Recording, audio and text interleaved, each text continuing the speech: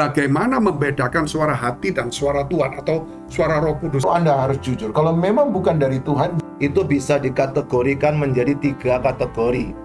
Suara dari diri kita, suara dari lingkungan, dan suara dari alam gaib. Bahwa baptisan itu 1 Petrus pasal 3:21. Bahwa baptisan tujuannya bukan untuk membersihkan kenajisan jasmani, tetapi memurnikan hati nurani kita. Suara Tuhan itu pasti sesuai dengan apa yang firman Tuhan katakan. Suara hati itu menimbang, iya apa tidak. Kalau suara setan itu pasti dia akan melawan firman.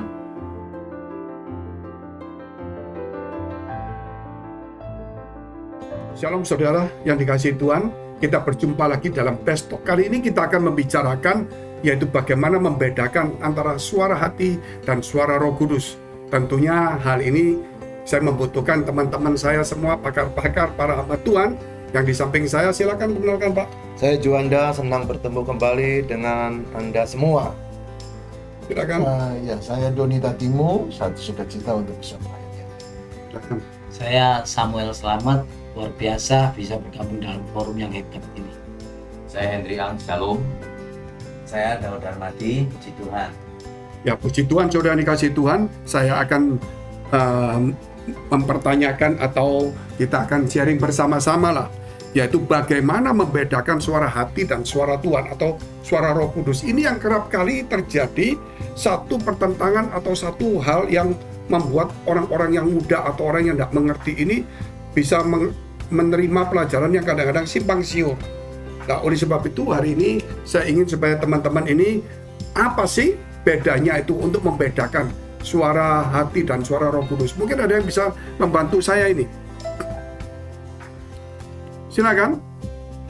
Oh iya, saya percaya bahwa memang suara hati dan suara Roh Kudus agak susah untuk dibedakan. Sebab suara hati tentu saja adalah berasal dari hati manusia.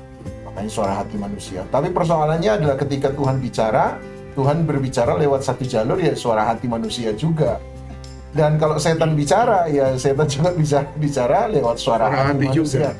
Jadi seperti line telepon ada 3 penelpon nih, dan kita harus cukup bijaksana untuk memilah mana ini dari Tuhan, mana ini dari diri kita, dan mana ini bahkan dari setan. Menurut saya tentu saja teman-teman mungkin bisa men-sharekan nanti bahwa ada pattern, ada pola, ada rambu-rambu yang akan membuat kita mengerti, oh ini suara Tuhan. Maka kalau suara Tuhan, misalnya kita tidak akan melewati dari kebenaran firman Tuhan yang tertulis. Suara Tuhan misalnya kita akan punya kasih, ketertiban, kekuatan dan sebagainya. Tapi menurut saya kalau harus dijujur, persoalan dengan membedakan suara hati dan suara Tuhan adalah hati itu licik, lebih licik daripada segala sesuatu, kata firman Tuhan. Dan ini akan menjadi sangat sulit. Menurut saya adalah kita harus dikembalikan kepada kejujuran orang yang menerima suara itu. Menariknya dalam kitab Kisah Para Rasul ketika bicara tentang gereja mula-mula yang bertumbuh dengan karunia-karunia Roh Kudus, awal dari cerita Kisah Para Rasul dimulai dari cerita kematian Ananias dan Safira. Dan menurut saya bahwa Ananias dan Safira meninggal hari itu sebab mereka tidak jujur di hadapan orang lain. Dan buat saya seakan-akan, menurut saya pribadi, tafsiran ini seakan-akan menjadi rambu-rambu yang sangat penting, terutama ketika kita mulai bergerak dalam arti, oh saya mendengar suara Tuhan, oh ini nomor 1 Anda harus jujur. Kalau memang bukan dari Tuhan, jangan coba mengatakan bahwa itu dari Tuhan. Kalau hanya sekedar sebuah perasaan, ya katakan aja lah bahwa saya merasa saya kok diarahkan, atau saya merasa, saya percaya bahwa ini yang harus kamu lakukan. Itu jauh lebih bijaksana daripada kemudian mencoba mengganti perasaan hati dan berkata, ini Tuhan yang bicara. Buat saya, marilah kembali kepada kejujuran setiap mereka yang bergerak dalam karunia Roh Kudus. Kalau tidak, kita benar-benar akan dituntut, dan bahkan mungkin kitalah Ananias dan Safira di zaman modern hari ini yang sebenarnya mencoba mendustai gereja Tuhan dengan kalimat-kalimat berasal dari Tuhan. Yang pasti juga begini Pak, biasanya kalau suara hati itu pasti akan tanda kutip begitu ya, menguntungkan buat yang bersuara itu pasti adalah sedikit-sedikit. Misalnya tuh ngomong tentang suatu firman, dan firman itu ternyata ditambahi dengan keuntungan diri sendiri, misalnya ayo berilah maka kamu akan dibalas berlipat-lipat. Kayaknya ini Tuhan bicara, tetapi sesungguhnya tipis sekali bedanya dengan suara hati sang pembicara ini untuk dapat sesuatu itu yang dari Tuhan mau. Oleh sebab itu kembali lagi seperti Pak Doni tadi ngomong, jujur. Selain jujur juga kita harus berani terbuka begitu, bahwa kalau memang suara Tuhan walaupun itu dalam tanda kutip mungkin merugikan kita, sampaikan juga kalau memang itu juga sesuatu yang harus dari Tuhan. Mungkin itu yang bisa saya tambahkan. Ya memang rancu sih Pak. Ketika kita bicara tentang suara itu ada dua syarat yang harus ada. Ada volume dan ada warna suara. Maka dari itu kalau orang ingin mendengar suara, contoh malam hari suami datang ketok, dia bisa tahu bahwa yang datang suami atau tidak karena punya relasi dengan dia. Kalau tidak kan bisa orang lain yang masuk, bukan? Berarti ada dua hal ketika kita suka sekali berbicara tentang persoalan suara. Namun demikian, paling tidak kalau kita bicara suara yang ada di sekitar kita, itu bisa dikategorikan menjadi 3 kategori. Suara dari diri kita, suara dari lingkungan, dan suara dari alam gaib. Apa itu? Nah, suara dari diri itu ada 2, antara suara hati dan suara pikiran. Contoh pada waktu di lampu merah, hati berkata, ayo direm. Tapi pikiran akan memberikan sinyal, mumpung nggak ada polisi. Tapi persoalan kan tergantung keputusan dia. Lalu kemudian suara yang dari lingkungan, ada 2 juga. Seringkali yang mempengaruhi kita adalah siapa yang kita hormati. Siapa yang kita hormati itu akan membuat suaranya terngiang-ngiang di antara kita. Dan yang kedua adalah suara lingkungan itu sendiri, komunitas. Kalau dia kumpul dengan orang yang suka belajar Alkitab, maka modelnya seperti itu. Tapi kalau orang yang suka terawangan, modelnya seperti itu. Tapi yang terakhir kategori adalah yang sifatnya gaib. Saya kasih istilah gaib karena mengingat tadi Pak Doni berkata ada suara Tuhan, ada suara hantu. Nah itu batasannya susah sekali, mengingat si hantu juga bisa berikan damai sejahtera, meskipun banyak orang berkatakan itu sementara. Tapi si hantu juga bisa pakai firman. Ketika dia mencoba Yesus, juga mempergunakan firman juga. Itu dari saya. Ya, dari saya mungkin Bapak sedikit menambahkan bahwa Roh Kudus berbicara kepada kita pada masa dulu dan juga pada masa sekarang itu masih tetap terjadi. Pada masa lampau Roh Kudus bicara melalui pengilhaman Alkitab. Jadi kalau suara Roh Kudus itu di mana? Suara Roh Kudus yang tertulis di dalam Alkitab. Karena semua yang ditulis di dalam Alkitab itu adalah firman yang diilhamkan oleh Allah melalui Roh Kudus. Nah, mungkin kadang-kadang juga ada begitu banyak orang atau hamba Tuhan lagi nggak percaya bahwa Roh Kudus tetap bicara sampai sekarang di dalam hati manusia. Nah, kadang-kadang orang juga ngomong, oh Roh Kudus sudah nggak bicara lagi, dia sudah selesai bicara. Ketika nubuatan dalam kitab Wahyu selesai ditulis, berarti sudah selesai bicara. Nah, saya pikir ini juga suatu pandangan yang belum tentu benar. Bahkan saya sendiri mungkin tidak menganut pandangan itu. Jadi Roh Kudus bicara melalui apa? Pastinya melalui firman Tuhan. Jadi Roh Kudus berkata kepada kita, mengingatkan kita dengan firman yang pernah kita baca. Kita membaca firman, kemudian di tengah persoalan Roh Kudus mengingatkan kita atas firman yang sudah kita renungkan. Itulah suara Roh Kudus. Tetapi kalau suara hati, nah ini tentu dipenuhi dengan keinginan-keinginan yang biasanya juga kembali kepada nafsu dan juga keinginan daging atau bahkan keinginan-keinginan yang sifatnya bisa saja keinginan duniawi. Kurang lebih begini, apakah masih di zaman sekarang ini suara Roh Kudus, suara Tuhan itu masih ada apa enggak? Kurang lebih begitu ya. Kalau ada itu buktinya apa? Kalau nggak ada itu siapa yang bicara gitu kan? Menurut saya begini Pak, tetap Tuhan itu Tuhan yang abadi, Tuhan yang kekal, Tuhan yang ada dari sebelum dunia dijadikan sampai nanti kekal. Itu pasti Tuhan yang menciptakan manusia saja bisa bicara. Beliaunya juga ini Tuhan yang luar biasa, ini juga pasti tetap berbicara. Tinggal kepekaan kita masing-masing inilah memang ada 1-2 orang yang dapat karunia audible begitu ya, langsung dengar begitu. Tapi ada juga seperti saya gini nih, saya rindu sekali dengar suara audible, nggak pernah dapat, tapi saya yakin setiap kali saya buka firman, saya dengar pembicara dari gereja, saya dengar khotbah-khotbah dari media-media sosial dan lain sebagainya, itu juga saya tangkap dan saya tahu itu adalah Tuhan yang berbicara, khususnya ketika ada firman-firman yang langsung mendandani saya begitu ya. Saya tahu itu adalah Tuhan yang lagi berbicara kepada saya secara pribadi. Jadi itu yang saya anggap bahwa sampai hari ini pun Tuhan tetap berbicara. Terus mengapa ya ada beberapa orang, termasuk orang-orang rohani yang juga level atas, juga bawah, ada yang mengatakan nggak percaya ada suara itu datang. Ini pasti ada alasan toh. Kenapa mereka nggak percaya? Bukan berarti mereka nggak percaya Tuhan nggak bicara. Bukan mereka nggak percaya kalau Tuhan tuh nggak ada. Atau Tuhan ada. Bukan mereka nggak percaya kalau Tuhan nggak mampu bicara. Bukan. Tetapi justru karena banyak orang yang mengatasnamakan Tuhan, terus ngomong ini suara Tuhan, ternyata nggak benar. Nah, selain itu bagaimana menghadapi hal seperti ini gitu loh? Ya memang ada 2 ekstrim. Satu, begitu suka sekali dengan bisa mendengarkan suara, tetapi sisi lain ada yang tidak suka, Pak. Nah, persoalannya adalah ketika saya pernah bertanya, khusus yang berkata, oh tidak ada, menyambung apa yang dikatakan oleh Pak Daud tadi, karena mereka berpikir yang dimaksudkan suara, makanya definisinya itu kadang-kadang kita masih kabur apa yang dimaksud dengan suara tadi, karena mereka juga percaya Tuhan bisa berbicara kepada dia, contoh dalam kasus-kasus tertentu yang sifatnya adalah pribadi dia.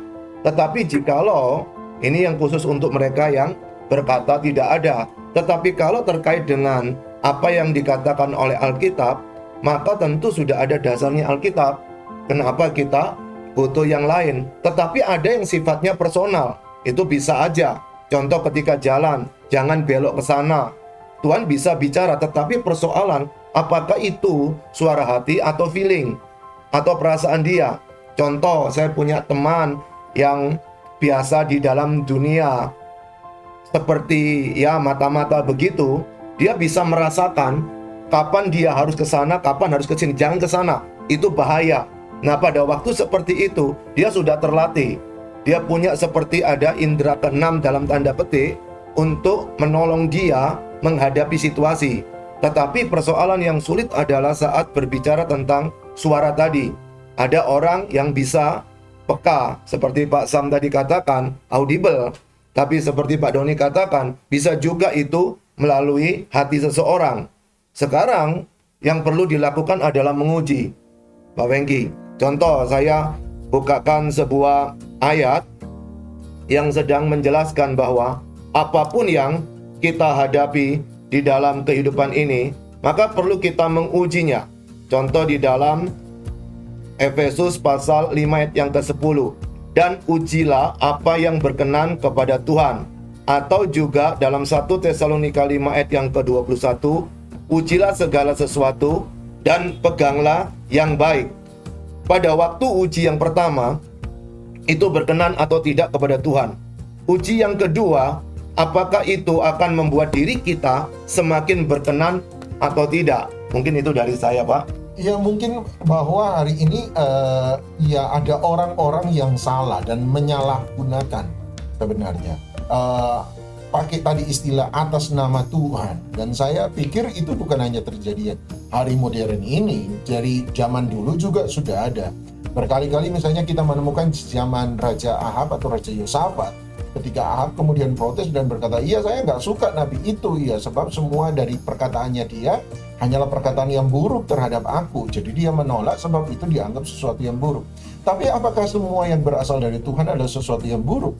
Kalau kita kembali ke Yeremia, dalam Yeremia, Yeremia mengatakan atas nama Tuhan, iya nabi-nabi palsu di hadapanmu adalah nabi-nabi yang memberi pengharapan palsu. Mereka itu hanya melakukan nubuatan dari rekaan hati mereka, memberi pengharapan yang palsu. Oh, ternyata ada nabi-nabi palsu yang bukan menakut-nakuti, tetapi justru nabi palsu yang memberi kesenangan-kesenangan juga yang baik kepada mereka, dan ternyata itu tidak berasal dari Tuhan. Memang kemudian Alkitab berkata, yang dari Tuhan itu adalah kemudian ketika itu terjadi. Tetapi kan memang sukar untuk menunggu waktu masa itu semua terjadi. Dalam waktu penantian itu, apakah itu dari Tuhan atau tidak. Tapi menurut saya yang paling penting adalah memang sudah ada penyelewengan sejak dari dulu. Apakah kemudian terjadi penyelewengan dari dulu? Nubuatan atau istilah suara Tuhan itu kemudian dibuang. Buat saya enggak, orang perjanjian lama juga enggak pernah membuang itu. Istilah kami gini, kalau ada bayi, misalnya bayi misalnya masih kecil, kemudian mohon maaf ya, mengeluarkan kotoran di pampersnya atau diapersnya dia. Nah pertanyaannya, mana yang dibuang? Apakah bayi dan pampersnya ikut dibuang sekalian, atau yang perlu dibuang hanya pampersnya saja, yang kotor saja?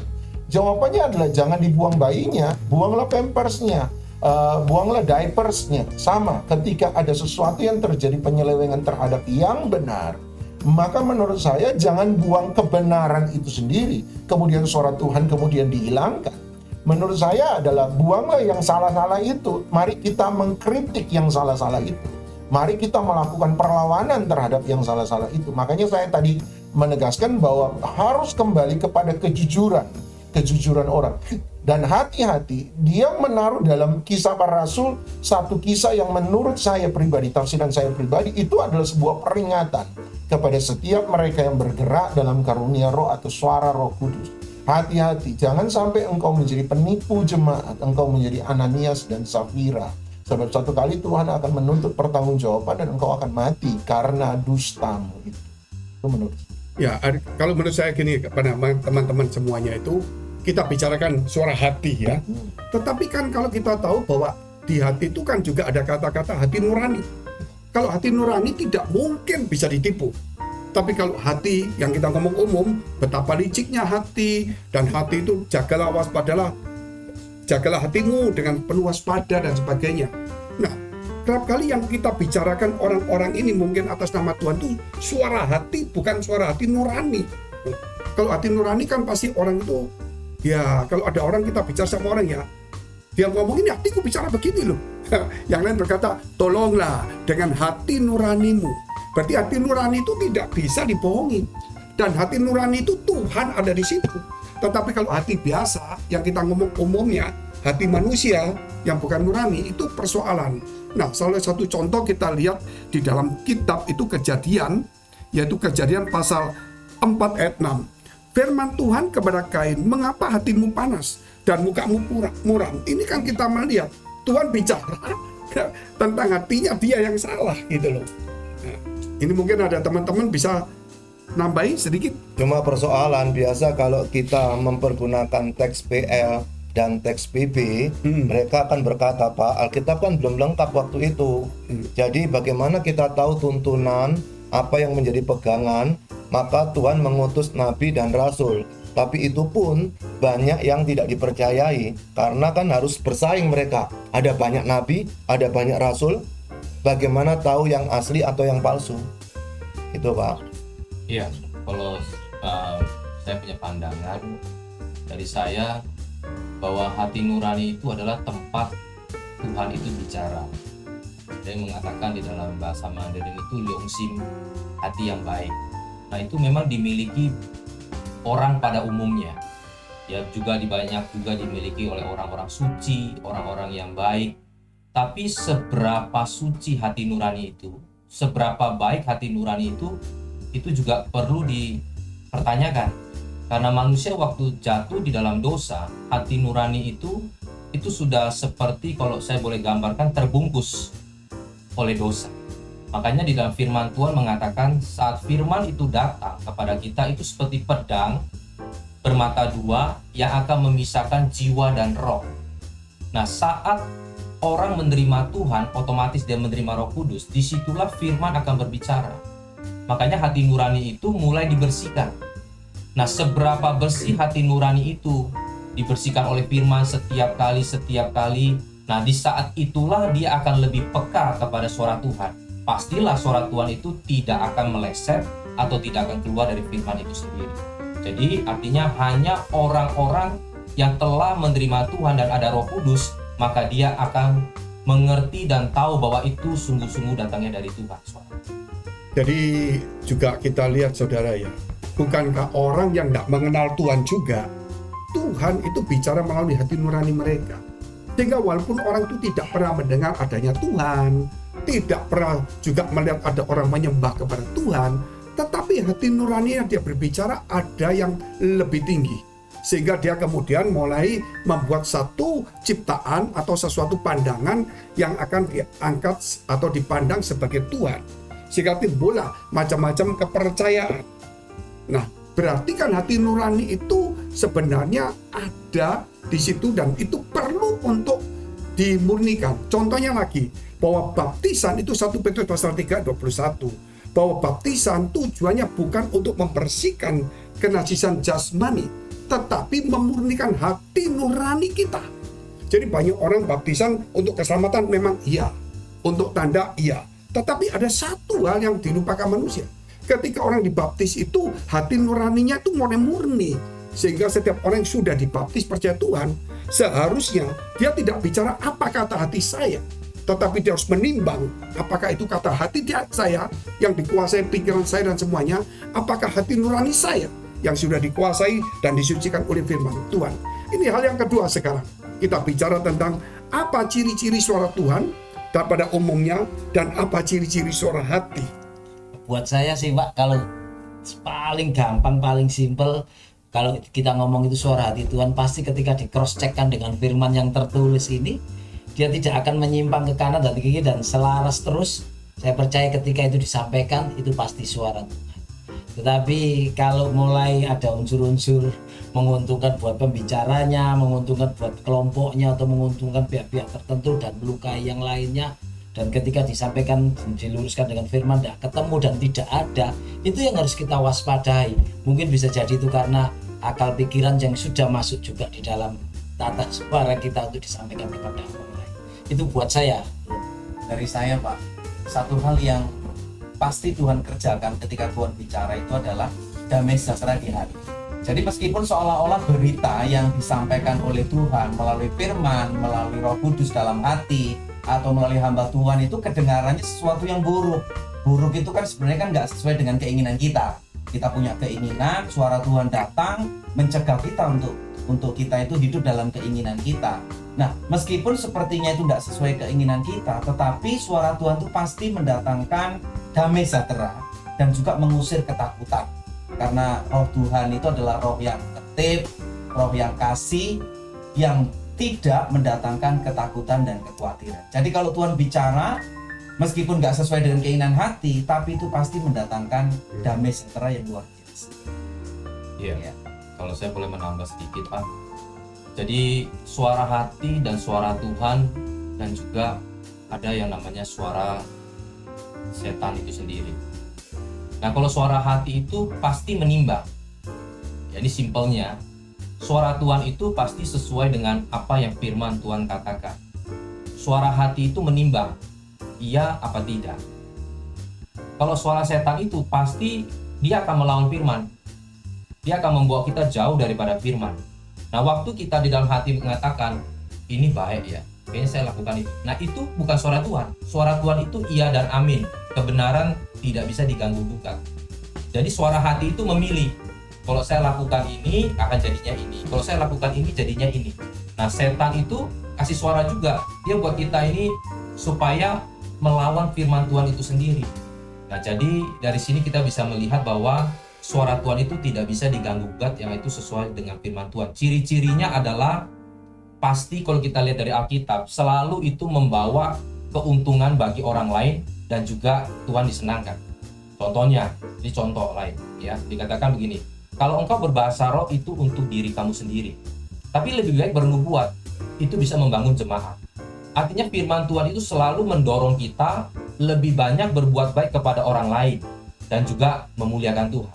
Nah tetapi waktu kalau kita melihat, kita mengeluarkan kata-kata, kita melakukan sesuatu, itu kita lebih banyak diuntungkan dan orang lain dirugikan, nah saya rasa itu bisa dikatakan suara hati, dan juga mungkin setan yang sedang menarik kita jauh daripada Tuhan. Mungkin seperti itu.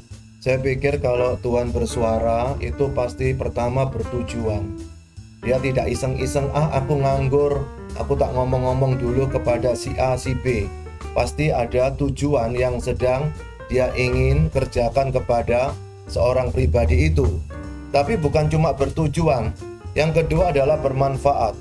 Maka pada waktu itu diberikan, Allah ingin apa yang dia percayakan kepada seseorang bisa berguna bagi dirinya minimal dan lingkungannya.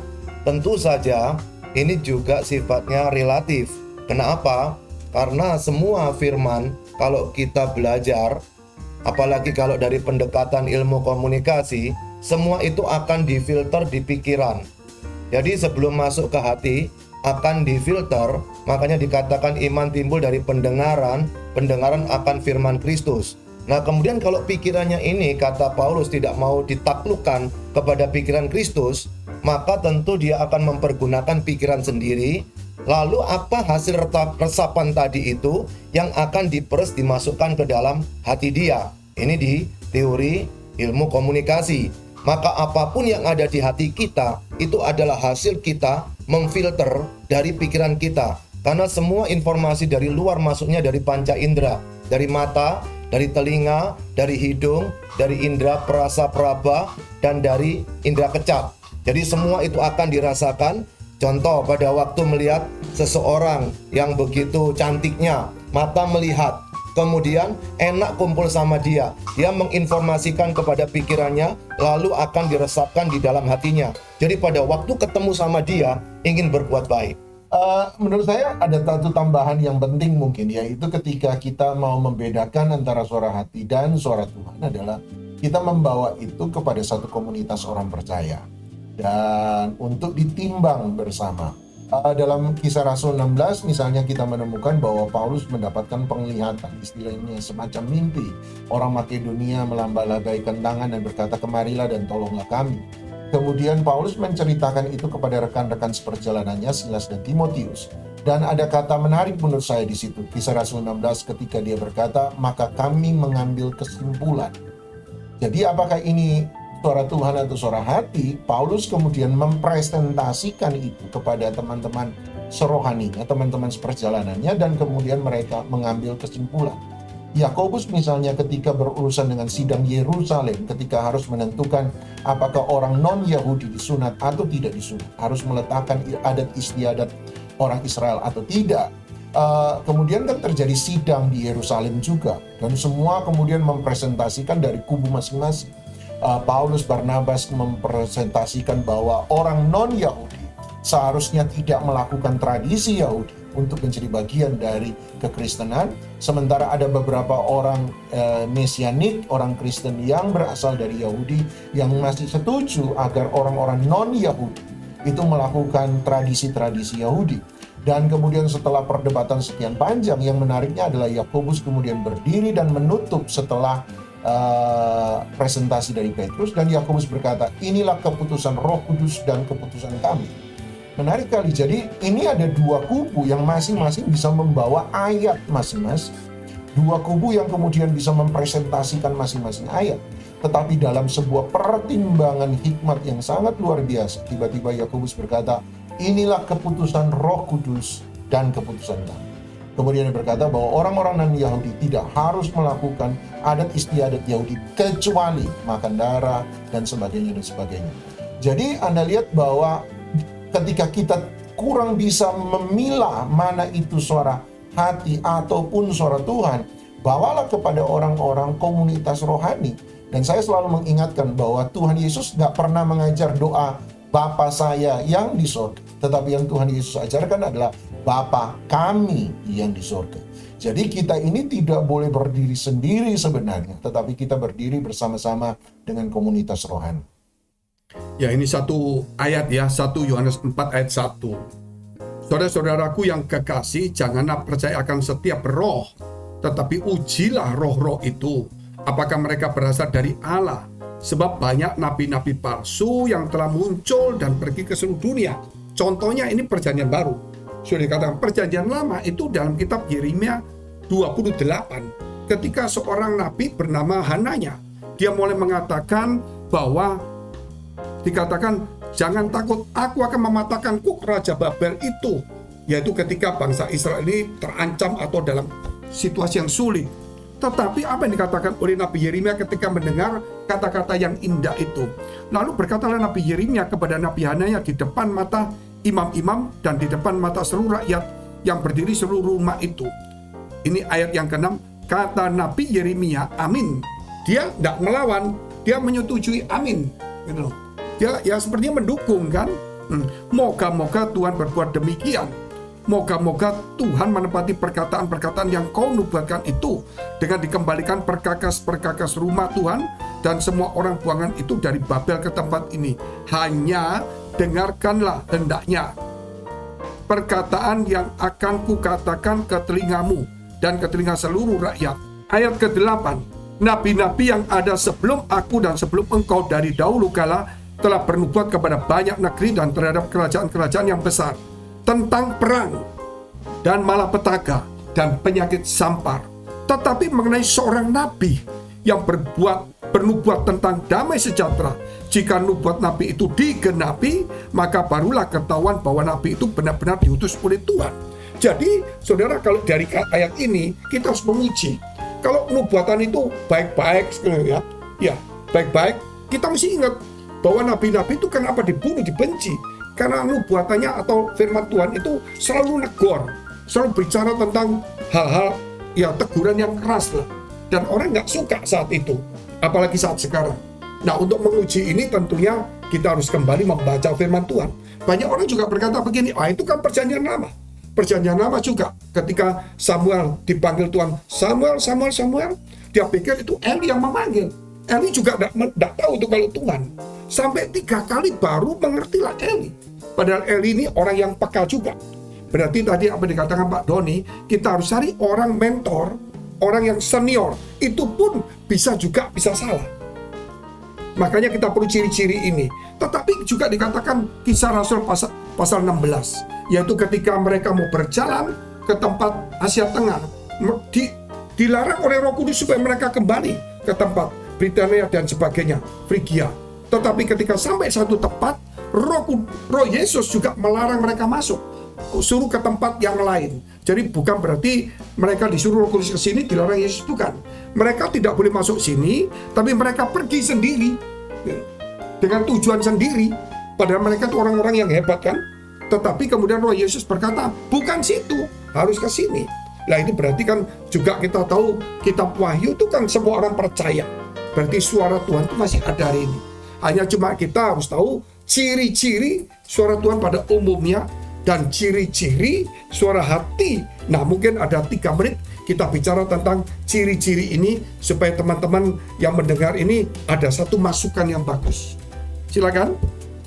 Matius kan pernah menulis begini, Pak, bahwa dari perbendaharaan hati yang baik akan keluar yang baik.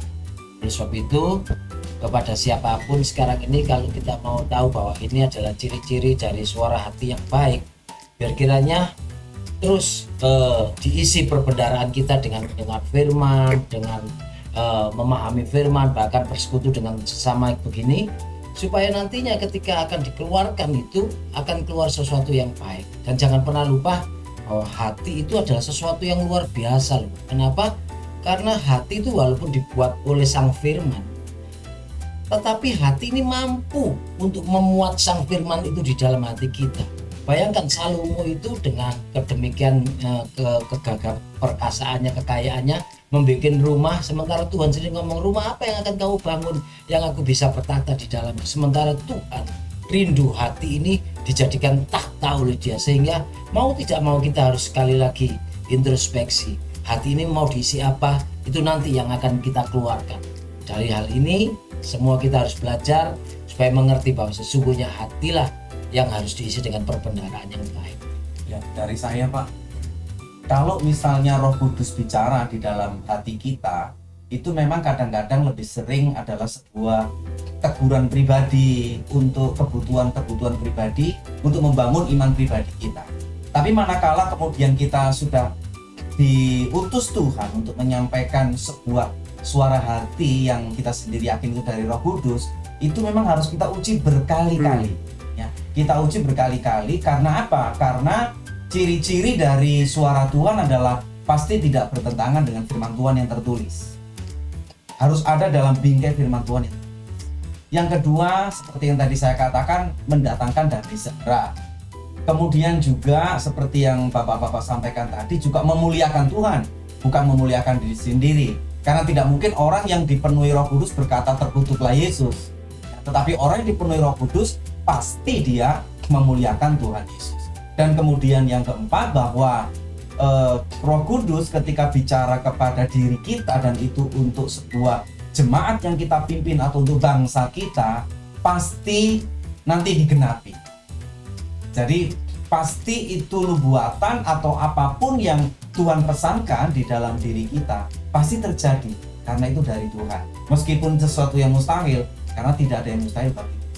Nah, untuk itulah sebelum kita menyampaikan suara hati kita atau suara Roh Kudus yang berbicara dalam diri kita lewat mimpi atau apapun, tentu kita harus mengujinya berkali-kali. Tetapi kalau itu suara hati, suara Roh Kudus itu adalah untuk pribadi kita, yaitu untuk kita renungkan. Pasti ada maksud Tuhan ketika Tuhan bicara di dalam diri kita. Jadi sekarang mungkin tugas kita sebagai hamba Tuhan, kita harus bedakan ya, ini Roh Kudus pesannya kepada saya pribadi, atau ini Roh Kudus pesan untuk seluruh komunitas jemaat atau bangsa. Saya pikir Ya, ada satu hal, silakan Pak. Oh iya, dari saya mungkin ada 2 ayat penting untuk memberi ciri-ciri itu. 1 Korintus 14 ayat 3 berkata, tetapi siapa yang bernubuat, dia berkata-kata kepada manusia, dia membangun, menasihati, dan menghibur. Jadi ciri-cirinya selalu adalah membangun, menasihati, dan menghibur. Ayat yang kedua yang menurut saya bisa dijadikan pegangan bagi kita adalah 2 Timotius pasal 3 ayat 16. Segala tulisan yang diilhamkan oleh Allah, dinafasi oleh Allah, memang bermanfaat untuk mengajar, menyatakan kesalahan, memperbaiki kelakuan, dan untuk mendidik orang dalam kebenaran. Saya pikir 2 ayat itu akan menjadi ayat yang sangat penting bagi kita untuk mengetahui ini suara Tuhan dalam hidup kita atau bukan. Dan pada intinya dari kata-kata dari kita bisa ambil satu pandangan yang paling kita harus perhatikan itu adalah menjaga hati kita itu sendiri. Ya, no? Kalau kita menjaga hati kita sendiri, sehingga kalau kita melihat itu ciri-ciri dari Roh Kudus itu akan semakin nampak. Ciri-ciri suara hati kita semakin nampak kalau kita menjaga hati. Contohnya dalam Lukas 21 ayat 34, jagalah dirimu supaya hatimu jangan syarat oleh pesta pora dan kemabukan serta kepentingan-kepentingan duniawi, supaya hari Tuhan jangan dengan tiba-tiba jatuh ke atas dirimu seperti suatu jerat. Supaya kita itu jaga diri dan hati kita, supaya jadi ada keinginan duniawi pesta pora. Kalau itu masih ada, tadi itu larinya itu hatinya, suaranya itu yang bisa membuat kita jadi bingung, karena dikatakan tujuannya pasti untuk hal yang nggak bagus. Amsal 4 ayat 23, jagalah hatimu dengan segala kewaspadaan, karena dari situlah terpancar kehidupan. Jadi dari apa yang kita katakan tadi, kita perlu untuk jaga hati, dan perlu untuk benar-benar supaya hati kita ini dimurnikan terus, supaya kita itu bisa lihat ciri Tuhan itu dan ciri hati kita. Kita masih ada 3 menit, siapa yang bisa nambah lagi? Ya, bicara ciri memang ribet. Kenapa? Karena ciri itu harus ada 2 hal, terukur dan teruji. Bagaimana cara mengukur, bagaimana cara menguji, itu tentu tergantung keterampilan seseorang. Maka dari itu, pertama cara mengukur mengujinya, pertama harus berdasarkan Alkitab. Apakah itu sesuai Alkitab atau tidak. Yang kedua, seperti yang saya katakan di awal dan juga diulangi oleh Pak Doni tadi, kita harus berada di satu lingkungan atau komunitas yang dia mengakui Alkitab adalah firman Allah tidak bersalah. Nah, kalau komunitasnya cenderung miring. Jadi miring, Pak. Kan banyak sekarang tokoh-tokoh nubuat aneh-aneh gitu loh. Jadi kalau berdoa mungkin di atas pohon atau di atas genteng tingkat tinggi, terus cocok gitu loh. Nah, kalau kumpulnya ke situ gimana? Berarti ikut ciri yang pertama, ukuran yang pertama sesuai firman. Nah, itu berarti begini kalau dari kata-kata ini. Itu kelihatannya bagus, tapi Tuhan itu kan tidak pernah bicara tentang arah kita harus berdoa menghadap kemana. Dan bukan tempat tinggi atau tempat rendah menentukannya. Bukan orang banyak, suara indah, dan bukan itu. Tetapi kembali kepada hati nurani itu kan. Jadi banyak sekali kita harus cari orang-orang, pemimpin-pemimpin yang punya hati nurani, yang benar-benar cinta dan mengasihi Tuhan dan takut akan Tuhan. Ada lagi? Silakan. Siapa ini? Ya, dan juga kalau Tuhan berbicara itu, kalau menurut saya Tuhan juga melihat kedewasaan seseorang. Artinya begini, orang tersebut kalau misalkan baru bertobat, Tuhan pasti lebih banyak bicara tentang pertobatan. Sehingga orang itu banyak introspeksi, harus meninggalkan dosa, salah-salahnya apa yang harus dia tinggalkan untuk dia jauhi. Nanti begitu dia makin dewasa, maka Tuhan mulai mempercayakan hal-hal tertentu untuk dia mungkin mulai cari jiwa melayani. Dan nanti mungkin dia meningkat lagi menjadi lebih dewasa lagi, dan dia akhirnya menjadi seorang pemimpin. Dan memimpin pun ada yang 10, 100, 1000, bahkan lebih daripada itu. Nah, disitulah Tuhan akan lebih berbicara lagi. Untuk apa? Untuk kebutuhan. Untuk kebutuhan apa? Orang banyak. Untuk kebutuhan apa? Rencana Tuhan di dalamnya. Nah, oleh karena itu balik lagi bahwa hati itu memang harus dijaga. Nah, kenapa? Kalau seorang pemimpin, kalau dia tidak mulai menjaga hatinya, mungkin dia hanya mementingkan diri sendiri, tidak mau melihat sekelilingnya orang banyak, maka saya khawatir Tuhan mulai berhenti berbicara karena sudah tingkatan pemimpin. Ya, kita bicara tidak lagi di bawah nih. Kalau dia sudah lagi tidak mementingkan orang banyak, apalagi 1000 orang atau puluhan ribu, maka ya Tuhan tidak mulai bicara, dia mulai berbicara menurut pikirannya sendiri, menurut pengetahuannya, mulai dia ambil dari sana kiri kanan. Apa sekarang yang lagi populer, yang masa suka, yang orang akan terima, nah mulai dia terkontaminasi, mulai terpengaruh. Jadi di sini kita harus mulai hati-hati. Semakin kita dewasa, semakin kita dituntut hati itu harus lebih sungguh-sungguh kepada Tuhan. Itu kalau menurut saya, Pak. Ya, sayang sekali waktunya habis ya. Tapi ini ada satu kisah saja dan ini mewakili banyak kisah. Seseorang ditegur oleh Tuhan melalui sebuah mimpi atau sebuah firman Tuhan gitu. Jadi dia mungkin mendapatkan mimpi, dia dicekik setan, dirangkul setan, dan kemudian setan mengusaha untuk dia dan sebagainya. Akhirnya dia tidak sadar kalau dia ini yang terikat. Terus dia kemudian nyampaikan bahwa kumpulan ini atau gereja ini dicekik setan, dianu setan, padahal itu untuk dirinya, gitu loh. Nah, dia masalahnya ini adalah dia tidak jujur dengan dirinya, hatinya tidak murni, pikirannya masih ada kesombongan. Masih ada mementingkan diri sendiri, menunjukkan dia tidak mau merendahkan diri. Dan kalau karakter kita nggak bagus, hati kita pasti nggak bagus juga.